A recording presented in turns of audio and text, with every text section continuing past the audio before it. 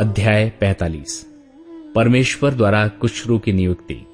यहोवा अपने अभिषिक्त कुशरू के विषय यूं कहता है, मैंने उसके दाहिने हाथ को इसलिए थाम लिया है कि उसके सामने जातियों को दबा दूं और राजाओं की कमर ढीली करूं।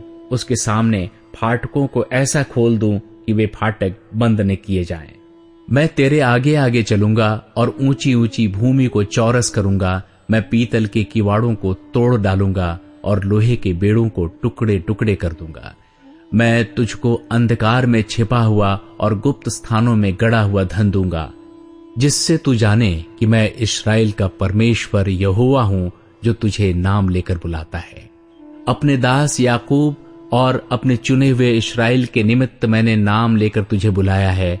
यद्यपि तू मुझे नहीं जानता, तो भी मैंने तुझे पदवी दी है। मैं यहोवा हूं और दूसरा कोई नहीं, मुझे छोड़ कोई परमेश्वर नहीं। यद्यपि तू मुझे नहीं जानता, तो भी मैं तेरी कमर कसूंगा, जिससे उदयाचल से लेकर अस्ताचल तक लोग जान लें कि मुझ बिना कोई है ही नहीं। मैं यहोवा हूं और दूसरा कोई नहीं है। मैं उजियाले का बनाने वाला और अंधियारे का सृजनहार हूं। मैं शांति का दाता और विपत्ति को रचता हूं। मैं यहोवा ही इन सबों का करता हूं। हे आकाश, ऊपर से धर्म बरसा, आकाश मंडल से धर्म की वर्षा हो। पृथ्वी खुले कि उद्धार उत्पन्न हो और धर्म भी उसके संग उगाए। मैं यहोवा ही ने उसे उत्पन्न किया है। सृष्टि और इतिहास का प्रभु। हाय उस पर जो अपने रचने वाले से झगड़ता है। वो तो मिट्टी के ठीकरों में से एक ठीकरा ही है। क्या मिट्टी कुम्हार से कहेगी, तू ये क्या करता है? क्या कारीगर का बनाया हुआ कार्य उसके विषय कहेगा, उसके हाथ नहीं है? हाय उस पर जो अपने पिता से कहे, तू क्या जन्माता है, और मां से कहे, तू किसकी माता है? यहोवा जो इस्राएल का पवित्र और उसका बनाने वाला है, वो यूं कहता है, क्या तुम आने वाली घटनाएं मुझसे पूछोगे?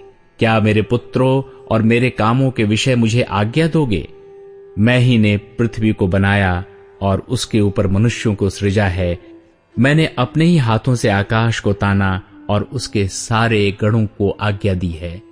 मैं ही ने उस पुरुष को धार्मिकता में उभारा है और मैं उसके सब मार्गों को सीधा करूंगा। वो मेरे नगर को फिर बसाएगा और मेरे बंदियों को बिना दाम या बदला लिए छोड़ देगा। सेनाओं के यहोवा का यही वचन है। यहोवा यूं कहता है, मिस्रियों की कमाई और कूशियों के व्यापार का लाभ और सवाई लोग जो डील डॉल वाले हैं तेरे पास चले आएंगे और तेरे ही हो जाएंगे। वे तेरे पीछे पीछे चलेंगे। वे सांकलों में बंधे हुए चले आएंगे और तेरे सामने दंडवत कर तुझसे विनती करके कहेंगे, निश्चय परमेश्वर तेरे ही साथ है और दूसरा कोई नहीं, उसके सिवाय कोई और परमेश्वर नहीं। हे इस्राएल के परमेश्वर, हे उद्धार करता, निश्चय तू ऐसा परमेश्वर है जो अपने को गुप्त रखता है। मूर्तियों के गढ़ने वाले सब के सब लज्जित और चकित होंगे। वे सब के सब व्याकुल होंगे, परंतु इस्राएल यहोवा के द्वारा युग युग का उद्धार पाएगा। तुम युग युग वरन अनंत काल तक न तो कभी लज्जित और न कभी व्याकुल होगे, क्योंकि यहोवा जो आकाश का सृजनहार है वही परमेश्वर है। उसी ने पृथ्वी को रचा और बनाया। उसी ने उसको स्थिर भी किया। उसने उसे सुनसान रहने के लिए नहीं, परंतु बसने के लिए रचा है। वही यूं कहता है, मैं यहोवा हूं, मेरे सिवाय दूसरा और कोई नहीं है। मैंने न किसी गुप्त स्थान में न अंधकार देश के किसी स्थान में बातें की। मैंने याकूब के वंश से नहीं कहा, मुझे व्यर्थ में ढूंढो। मैं यहोवा सत्य ही कहता हूं, मैं उचित बातें ही बताता आया हूं। सृष्टि का प्रभु और बेबीलोन की मूर्तियां। हे जाति जाति में से बचे हुए लोगों, इकट्ठे होकर आओ, एक संग मिलकर निकट आओ। वो जो अपनी लकड़ी की खोदी हुई मूर्तें लिए फिरते हैं और ऐसे देवता से जिससे उद्धार नहीं हो सकता प्रार्थना करते हैं, वे अज्ञान हैं। तुम प्रचार करो और उनको लाओ। हां, वे आपस में सम्मति करें। किसने प्राचीन काल से यह प्रकट किया? किसने प्राचीन काल में इसकी सूचना पहले ही से दी? क्या मैं यहोवा ही ने ये नहीं किया? इसलिए मुझे छोड़ कोई और दूसरा परमेश्वर नहीं है। धर्मी और उद्धारकर्ता परमेश्वर मुझे छोड़ और कोई नहीं है। हे पृथ्वी के दूर दूर के देश के रहने वालों, तुम मेरी ओर फिरो और उद्धार पाओ, क्योंकि मैं ही परमेश्वर हूं और दूसरा कोई और नहीं है।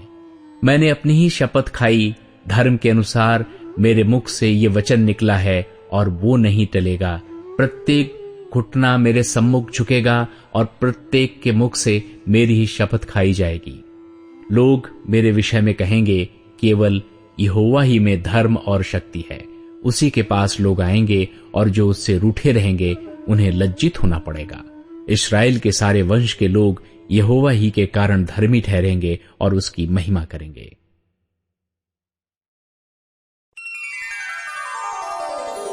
अध्याय 46।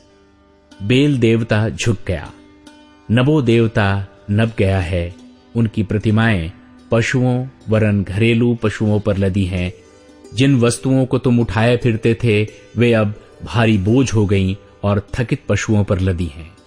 वे नब गए, वे एक संग झुक गए, वे उस भार को छुड़ा नहीं सके और आप भी बंधुआई में चले गए हैं। हे याकूब के घराने, हे इस्राएल के घराने के सब बचे हुए लोगों, मेरी ओर कान लगाकर सुनो। तुमको मैं तुम्हारी उत्पत्ति ही से उठाए रहा और जन्म ही से लिए फिरता आया हूं। तुम्हारे बुढ़ापे में भी मैं वैसा ही बना रहूंगा और तुम्हारे बाल पकने के समय तक तुम्हें उठाए रहूंगा। मैंने तुम्हें बनाया और तुम्हें लिए फिरता रहूंगा। मैं तुम्हें उठाए रहूंगा और छुड़ाता भी रहूंगा। तुम किससे मेरी उपमा दोगे और मुझे किसके समान बताओगे? किससे मेरा मिलान करोगे कि हम एक समान ठहरें? जो थैली से सोना उड़ेलते या कांटे में चांदी तौलते हैं, जो सुनार को मजदूरी देकर उससे देवता बनवाते हैं, तब वे उसे प्रणाम करते वरन दंडवत भी करते हैं। वे उसको कंधे पर उठाकर लिए फिरते हैं। वे उसे उसके स्थान में रख देते और वो वहीं खड़ा रहता है। वो अपने स्थान से हट नहीं सकता। यदि कोई उसकी दुहाई भी दे तो भी न वो सुन सकता है और न विपत्ति से उसका उद्धार कर सकता है। हे अपराधियों, इस बात को स्मरण करो और ध्यान दो, इस पर फिर मन लगाओ। प्राचीन काल की बातें स्मरण करो जो आरंभ ही से हैं, क्योंकि परमेश्वर मैं ही हूं, दूसरा कोई नहीं। मैं ही परमेश्वर हूं और मेरे तुल्य कोई भी नहीं है। मैं तो अंत की बात आदि से और प्राचीन काल से उस बात को बताता आया हूं जो अब तक नहीं हुई। मैं कहता हूं मेरी युक्ति स्थिर रहेगी और मैं अपनी इच्छा को पूरी करूंगा। मैं पूर्व से एक उकाब पक्षी को अर्थात दूर देश से अपनी युक्ति के पूरा करने वाले पुरुष को बुलाता हूं। मैं ही ने ये बात कही है और उसे पूरी भी करूंगा। मैंने ये विचार बांधा है और उसे सफल भी करूंगा। हे कठोर मन वालों, तुम जो धर्म से दूर हो, कान लगाकर मेरी सुनो। मैं अपनी धार्मिकता को समीप ले आने पर हूं। वो दूर नहीं है और मेरे उद्धार करने में विलंब न होगा। मैं सियोन का उद्धार करूंगा और इस्राएल को महिमा दूंगा।